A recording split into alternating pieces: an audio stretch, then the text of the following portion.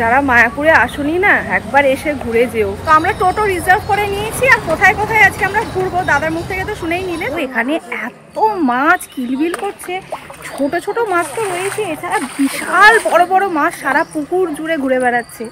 আমি তোমাদের কয়টা দেখাচ্ছি। মা গরুর গাড়ি চড়ি চলো। তোমরা কখনো টিকিট কেটে গরুর গাড়িতে চড়েছো? এই দেখো 10 টাকা করে এক একজনের টিকিট কেটে আমরা গরুর গাড়িতে ঘুরছি। এই মাত্র আরতি দেখে বেরোলাম, প্রচন্ড ভিড় মন্দিরে। আমরা একদম ঠিক টাইমেই এসেছি, 7টা থেকে শো, 7টা বাজে 2 মিনিট বাকি আছে। আর এই যে টিকিটটা কেটে নিলাম। তো আমরা রুফটপ রেস্টুরেন্টে খেলাম, অ্যাম্বিয়েন্সটা খুবই সুন্দর। Good morning everyone, welcome back to the channel. আমি শ্রাবন্তী। আশা করি তোমরা প্রত্যেকেই খুব ভালো আছো, সুস্থ আছো। আমরাও খুবই ভালো আছি। তো সকাল সকাল আমি আর মা দুজনে বেরিয়ে পড়েছি। এখন বাজে সকাল 7টা। সকালটা এত সুন্দর, ঘুম থেকে অনেকক্ষণ আগে উঠে পড়েছি। উঠে মানে এত সুন্দর ছিল না চারিদিকটা, সেটাই বসে বসে দেখছিলাম। তবে কিছুক্ষণ আমি আর মা গল্প করলাম। তো এখন বেরিয়েছি, বেশ ভালো ঘুম হয়েছে রাত্রে। মুখ চোখ দেখে তো বুঝতেই পারছো এখনও ফুলে রয়েছে। তো সুন্দর লাগছে না মা চারিদিকটা দেখতে? আর এখন তো রোদটাও ওঠেনি বাবা, কালকে যা মারাত্মক রোদ গরম ছিল না, মানে পুরো জ্বালা জ্বালা করছিল। তো এখন আমি আর মা যাচ্ছি মন্দিরে। মন্দিরে গিয়ে ঠাকুর দর্শন করে ইচ্ছে আছে আজকে চারিদিকটা একটুখানি ঘুরে দেখব, মন্দিরের বাইরে আর কি।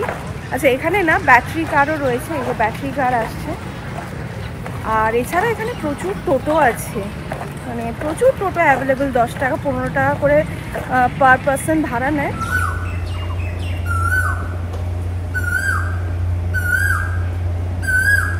বসন্তকালটা এই জন্য এত ভালো লাগে, আর এত সুন্দর পরিবেশ না। হ্যাঁ গাছপালা, এখানেই তো এইসব কিছু ভালো লাগে। সত্যি মানে মায়াপুরটা এতটা সুন্দর, এখানে আসলেই মনটা ভালো হয়ে যায়। এত সুন্দর, খুবই সুন্দর। প্রচুর গাছপালা রয়েছে আর সকালটা বেশি সুন্দর একদম। সকালটা সত্যি দারুণ। যারা মায়াপুরে আসুনি না একবার এসে ঘুরে যেও। আমার তো ফার্স্ট টাইম, মা এর আগে 2বার এসছে। তো সত্যি এসে ভীষণ ভালো লাগছে। আবার খুব শিগগিরই আসার ইচ্ছে রইল। যদি মানে মেনলি হলো শীতকালে তো খুব ভালো লাগে। হ্যাঁ হ্যাঁ, শীতকালে এসে বেশ কয়েকদিন থাকা যায়।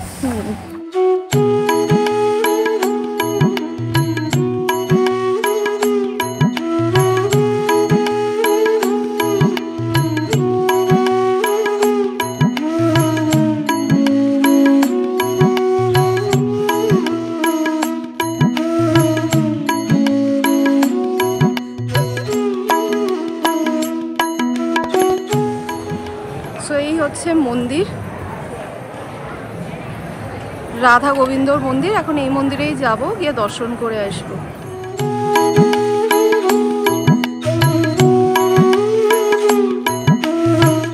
তো এইমাত্র মন্দিরে পুজো দিয়ে বেরোলাম, মনটা না পুরো ভরে গেল। খুব ভালো দর্শন হয়েছে, মানে অনেকক্ষণ ভেতরে ছিলাম, এত ভালো লাগছিল। যাই হোক, পুজো দিয়েছি, এখন পুজোর প্রসাদগুলো গিয়ে আগে রুমে রাখবো। আর এখানে মন্দিরের ভেতরে যে পুজো সামগ্রীর দোকানটা রয়েছে, ওই দোকান থেকেও ঠাকুরের জন্য কিছু কেনাকাটি করেছি। তো এখন হাতে অনেকগুলো ব্যাগ হয়ে গেছে, একবার তোমাদের দেখাই। হাতে বেশ অনেকগুলোই ব্যাগ হয়ে গেছে। তো এইগুলো গিয়ে আগে রুমে রাখবো, রুমে রেখে তারপরে ব্রেকফাস্ট করতে গোবিন্দাসে যাব। এটা কোচ বিল্ডিং, আর কোচ বিল্ডিংয়ের পাশেই রয়েছে মন্দির। এটা পুরনো মন্দিরটা, আর নতুন মন্দিরটা হচ্ছে ঠিক তার উল্টো দিকে। এই যে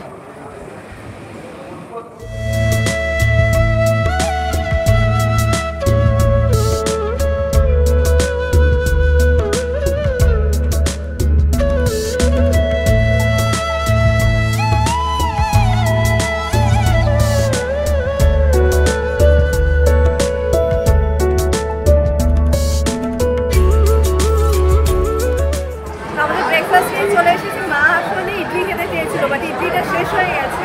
তো সেই জন্য পাস্তা আর পিৎজা নিয়ে এসেছি। কেমন করছে পিৎজাটা? ভালোই দাঁড়াও, পাস্তাটা বলি কিরকম বানিয়েছে।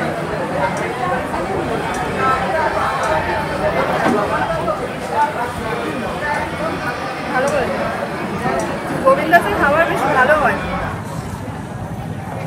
এখানে জুস বিক্রি হচ্ছে, মৌসাম্বি রয়েছে, বেদানা, অরেঞ্জ, আর এদিকে আখের রস।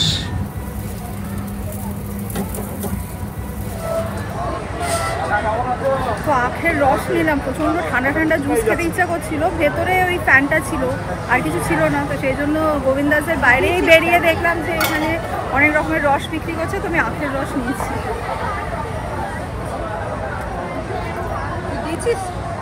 তো আমরা এখানেই টোটো পেয়ে গেছি, ভালোই হলো, রোদে রোদে আর খুব বেশি দূর যেতে হলো না। তো এই টোটো করে আমরা মেন গেটে নেমে যাব, মেন গেট থেকে আবার অটো নিয়ে, অটো বলছি আর কি, এখানে তো সব টোটো নিয়ে আবার যে যে স্পটগুলো ঘুরবো সেগুলো ওরা ঘুরিয়ে দেখাবে, কেন কি ভেতরের টোটোগুলো বাইরে যায় না, পুরো ক্যাম্পাসটাই ঘোরায়, আর বাইরে যাওয়ার জন্য মেন গেট থেকে আলাদা করে টোটো নিতে হয়। আমাদের কোনো সুবিধাই চলবেন না, কুশলায় গেলে মিনিমাম দুজনের জন্য চলবেন। আচ্ছা, এখানে কেউ আপনাকে ঠকাতে পারবে না। আচ্ছা, এখানে বোর্ড দেওয়া আছে, আমাদের সাজেশন নাম্বার আছে। আচ্ছা আচ্ছা। কেউ যদি ভুল করে কমপ্লেন করে দেবে। দাদা কি কি স্পট ঘোরাচ্ছেন? রাধা মদন মোহন জন্মস্থান, শিবাসঙ্গন খোলভাঙা, অদ্বৈত গদাধর, মহাপ্রভুর মাসির বাড়ি, শান্ত গোস্বামী গড়িয়া মঠ। তো আমরা টোটো রিজার্ভ করে নিয়েছি, আর কোথায় কোথায় আজকে আমরা ঘুরবো দাদার মুখ থেকে তো শুনেই নিলে, তো আমরা টোটোটা রিজার্ভ করেছি, আর যে যে স্পটগুলো ঘুরছি তার জন্য 400 টাকা দিয়ে আমাদের বুক করতে হয়েছে। আচ্ছা, তো এই স্পটগুলো ছাড়াও জগন্নাথ মন্দির আছে, জগন্নাথ মন্দিরটা হচ্ছে মায়াপুরের বাইরে।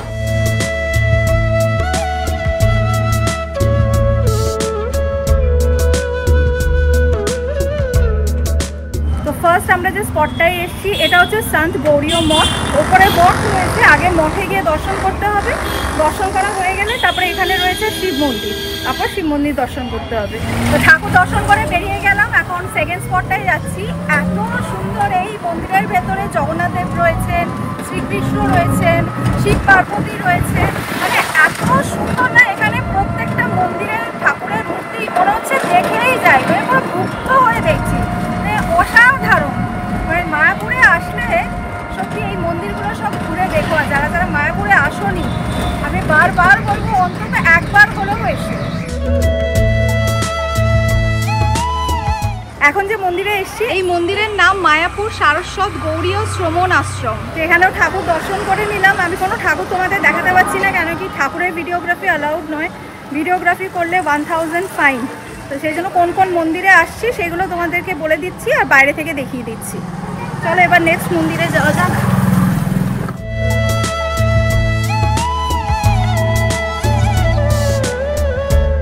এবার যেখানে এসেছি এটা হচ্ছে শ্রী চৈতন্য দেবের জন্মস্থান, তো ভেতরে যাব, তো ভেতরটা ঘুরে আসি, ঘুরে এসে আবার তোমাদের সাথে কথা বলছি, আর যদি সুযোগ পাই তাহলে ভেতরে কিছুটা অংশ তোমাদের সামনে তুলে ধরার চেষ্টা করবো।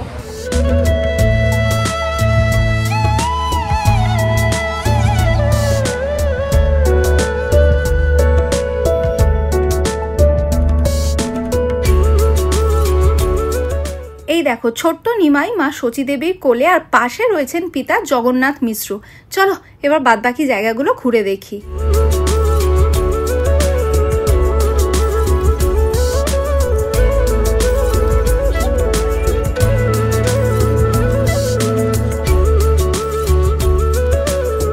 এখন যেখানে এসেছি এটা হচ্ছে শ্রীবাস অঙ্গন। এখন আমরা এসেছি শ্রী চৈতন্য মহাপ্রভুর মাসির বাড়ি। মাসির বাড়িতে দেখার মতো অনেক কিছু আছে, তবে এখানে যদি সুযোগ পাই তাহলে তোমাদের ডেফিনেটলি দেখাবো। মাছের খাবার, মাছের খাবার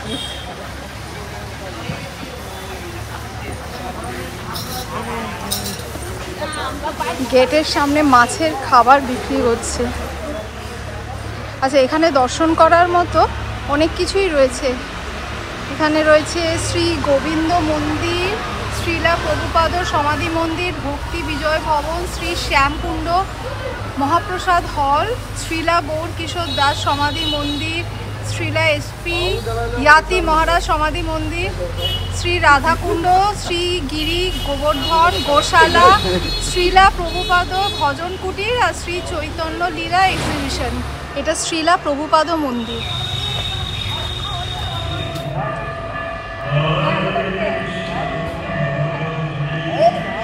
এটা শ্রী চৈতন্য মিউজিয়াম।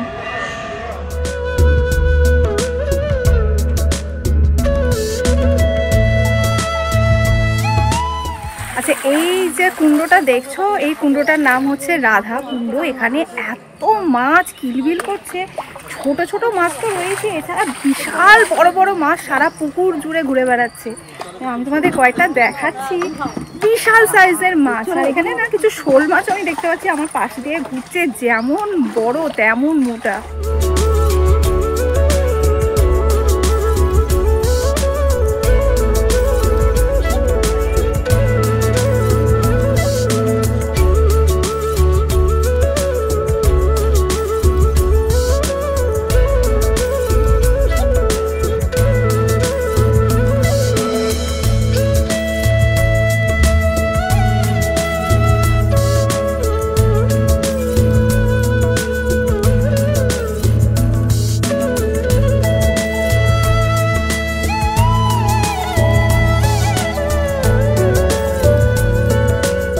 এই জন্যই ঢোকার সময় দেখছিলাম গেটের মুখে মাছের খাবার বিক্রি হচ্ছে। এখন মনে হচ্ছে মাছের খাবারটা নিয়ে আসলেই ভালো হতো, তাহলে না এখানে দিলে আরও ঝাঁকে ঝাঁকে মাছ এই সামনে আসতো।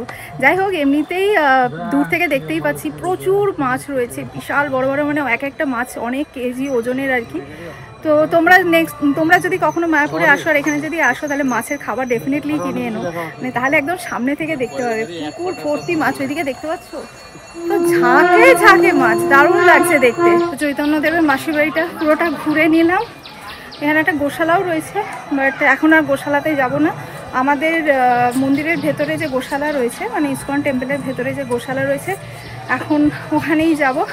তো চলো মন্দিরের দিকে এবার রওনা দিই। প্রচণ্ড রোদ উঠেছে আর খালি পায়ে পায়ে ঘুরছি, পুরো মনে হচ্ছে পায়ে ফোসকা পড়ে যাচ্ছে। প্রচণ্ড রোদ উঠেছে আর খালি পায়ে হাঁটা যাচ্ছে না।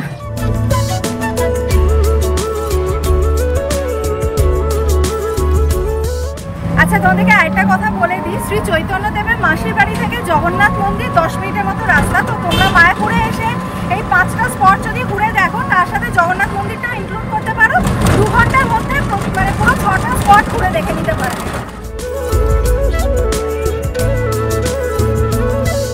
তো আমরা চলে এসেছি মন্দিরের ভেতরে। যে গেট থেকে আমরা বাইরের অটো ধরেছিলাম সেই গেটের ভেতরেই দাঁড়িয়ে আছি। এখন এখানে টোটোর জন্য অপেক্ষা করছি। টোটো নিয়ে আমরা এখন গোশালা যাব।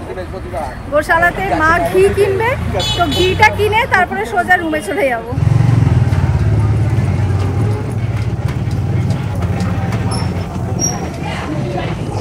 আমরা চলে এসেছি গোশালায় ঘি নিতে। এখানে বিভিন্ন রকমের ঘি রয়েছে, আমি তোমাদেরকে একবার প্রাইসগুলো দেখিয়ে দিই। এই যে 250 ml ঘি হচ্ছে 180 টাকা, 500 ml ঘি 360 টাকা, 1 লিটারের দাম 720 টাকা, আর 2 লিটারের দাম হচ্ছে 1420 টাকা।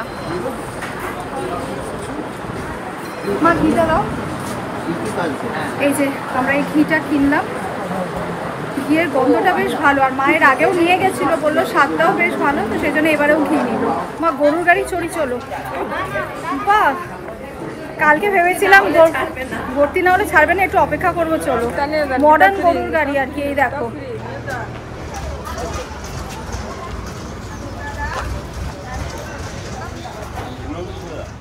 চলো, মা তো উঠেই পড়েছে, এবার আমি উঠে পড়ি গরুর গাড়ি করে। আচ্ছা আচ্ছা, এই গরুর গাড়িতে ঈশ্বরদয়ন ভবনে যাবে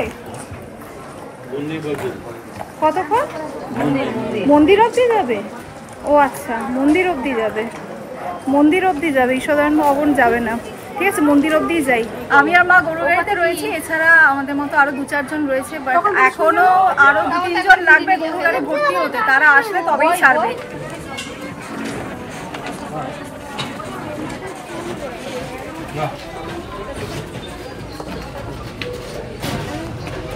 বাকি 3 জন ছাড়াই আমাদের কজনকে নিয়ে গরুর গাড়ি রওনা দিয়ে দিয়েছে। তো মা এখন বসে বসে গরুর গাড়িতে কটা চাকা রয়েছে সেটা গুনলো। মা বলছে সামনে 2টো গরু টানছে আর গাড়িটার মধ্যে 4টে টায়ার রয়েছে। মানে তোমরা হয়তো আমার কথা শুনে হাসছো, ভাবছো পাগল নাকি, কি এক্সাইটেড হয়ে গেছো গরুর গাড়ি নিয়ে। আমি না সিরিয়াসলি এক্সাইটেড হয়ে গেছি, এরকম মডার্ন গরুর গাড়ি আগে দেখিনি তো, সেই জন্য বলতে পারো এক্সাইটমেন্টটা আর কি ধরে রাখতে পারলাম না, তোমাদের সাথে শেয়ার করছি। যাই হোক, বেশ মজাই লাগছে আর কি, গরুর গাড়ি করে মন্দিরে যাচ্ছি। কিছুটা এগিয়ে এখন গরুর গাড়ি দাঁড়িয়েছে, এখানে টিকিট কাটা হলো, আবার গরুর গাড়ি এগোচ্ছে। তোমরা কখনো টিকিট কেটে গরুর গাড়িতে চড়েছো? এই দেখো 10 টাকা করে এক একজনের টিকিট কেটে আমরা গরুর গাড়িতে ঘুরছি। তোমরা ভাবছো বাবা কি এক্সাইটেড হয়ে গেছে গরুর গাড়ি নিয়ে সিরিয়াসলি এক্সাইটেড হয়ে গেছি। মানে এরকম টাইপের মডার্ন গরুর গাড়ি, তাও আবার টিকিট কেটে ঘোরা, আগে কখনো ঘুরিনি, সেই জন্যই আর কি বেশি করে এক্সাইটেড হয়ে গেছি। ও আর রোদে টানতে পারছে না বেচারা। না যায়নি, কালকে নিয়ে যাবে।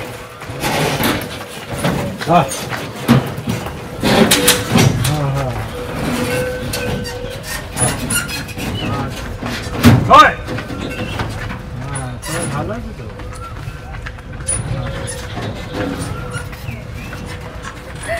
মা বলছে তোর তোর গরুর গাড়ির এক্সাইটমেন্টে চোখ করে যেটা আজকে গিয়ে পৌঁছতো সেটা কালকে গিয়ে পৌঁছাবো। যেভাবে যাচ্ছে আর পৌঁছানোর কোনো চান্স নেই। ও বাবা, আমরা ঈশ্বরদয়ন ভবনে চলে এসেছি। এখন রুমে যাব, এখন আর বেরোবো না। প্রচুর ঘোরাঘুরি হয়েছে, একেবারে রোদ পড়লে বিকেলবেলা বেরোবো।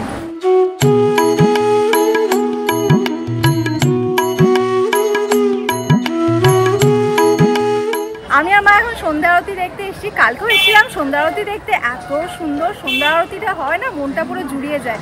তো এখন সন্ধ্যা আরতি দেখবো, তারপরে সন্ধ্যাবেলা তো বেশ ঘোরাঘুরি করবো, অনেক কিছু প্ল্যানও আছে, সেগুলো পরে বলছি। আগে চলো গিয়ে সন্ধ্যা আরতিটা দেখে আসি। আর তোমাদেরকে দেখাতে পারবো না, ঢোকার আগে ক্যামেরাটা রেখে যেতে হবে, জমা দিয়ে যেতে হবে। এখানে মোবাইল কাউন্টার আছে, সেখানে দিয়ে যেতে হবে, বেরিয়ে কথা বলছি।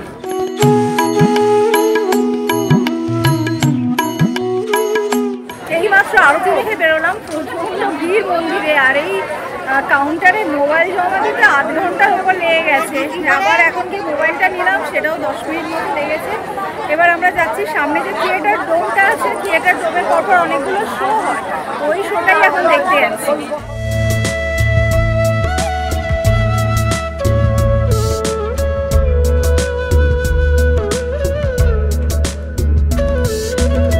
আমরা একদম ঠিক টাইমেই এসেছি, 7টা থেকে শো, 7টা বাজতে 2 মিনিট বাকি আছে। আর এই যে টিকিটটা কেটে নিলাম, 40 টাকা এক একজনে। ভেতরে এখন গৌরাঙ্গ দর্শনের শো আছে।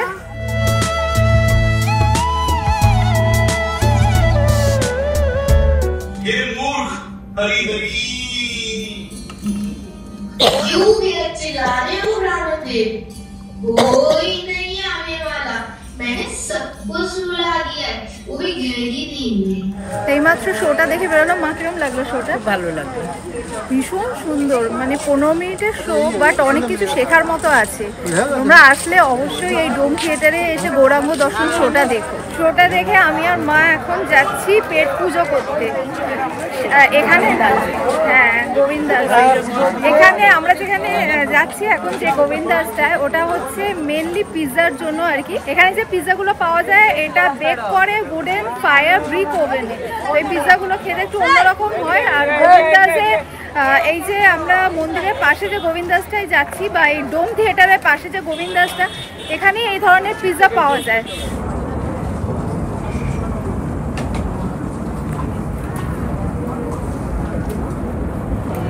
এটা হচ্ছে ফায়ারউড ওভেন, এখানেই পিৎজাটা বেক করা হচ্ছে। দেখো একটা পিৎজা অলরেডি বার করছে। এই যে আমাদের ইয়ামি ইয়ামি পিৎজা চলে এসেছে। পিৎজাটা দেখতে একদম ফাটাফাটি হয়েছে, দেখেই মনে হচ্ছে খুব ভালো করেছে। পুরো থিন ক্রাস্ট পিৎজা, ভর্তি ভর্তি করে চিজ দিয়েছে, দারুণ একটা স্মেল আসছে। মা শুরু করো নাকি?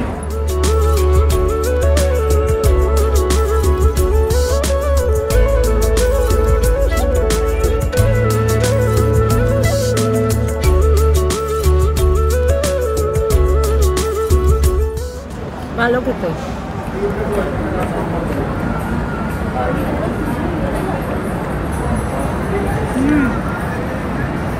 পিৎজাটা অপূর্ব বানিয়েছে, এত সুন্দর টেস্টটা করেছে না, দারুণ খেতে হয়েছে।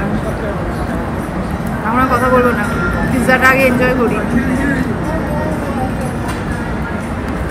আজকে ব্রেকফাস্টে গোবিন্দাস থেকে পিৎজা খেয়েছিলাম, সেই পিৎজাটা ঠিকঠাক ছিল। বাট মায়াপুরে এসে যদি একটুখানি স্পেশাল পিৎজা খেতে চাও, তাহলে মন্দিরের পাশে যে গোবিন্দাসটা আছে এখানে খেও। তো আমরা রুফটপ রেস্টুরেন্টে খেলাম, অ্যাম্বিয়েন্সটা খুবই সুন্দর।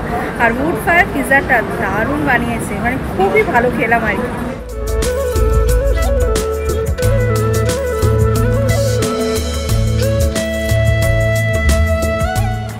হোটেলে এসে রিসেপশন থেকে জল নিয়ে নিলাম। এবার রুমে অনেক ঘোরাঘুরি হয়েছে সারাদিন, চলো যাওয়া যাক। হ্যাঁ 3rd ফ্লোর। রুমে ফিরে আমি আর মা বেশ কিছুক্ষণ আড্ডা মারলাম। আর কালকে আমরা মায়াপুর থেকে কলকাতায় ফিরে যাচ্ছি, সেজন্য প্যাকিংটাও সেরে রাখলাম। তো মায়াপুর ইসকন টেম্পলের ওপর আমি কিন্তু আমার চ্যানেলে অলরেডি একটা ব্লগ লাইভ করে দিয়েছি, যেখানে মায়াপুর ইসকন টেম্পলের ওপরে ডিটেলে সমস্ত ইনফরমেশন আমি দিয়ে রেখেছি। তো যারা যারা ওই ব্লগটা দেখোনি, আমি এই ব্লগের ডেসক্রিপশন বক্সে লিঙ্কটা দিয়ে দিয়েছি, এই ব্লগটার পরে গিয়ে ওই ব্লগটা দেখে নিতে পারো। তো চলো আজকে ব্লগটা এই পর্যন্তই রাখছি। যদি আজকে ব্লগটা তোমাদের ভালো লেগে থাকে লাইক করো, কমেন্ট করো, ফ্রেন্ডস অ্যান্ড ফ্যামিলি সকলের সাথে শেয়ার করো। আর স্মাইল উইথ শ্রবসের ফেসবুক পেজটাও প্লিজ ফলো করে নিও। Thanks for watching and by.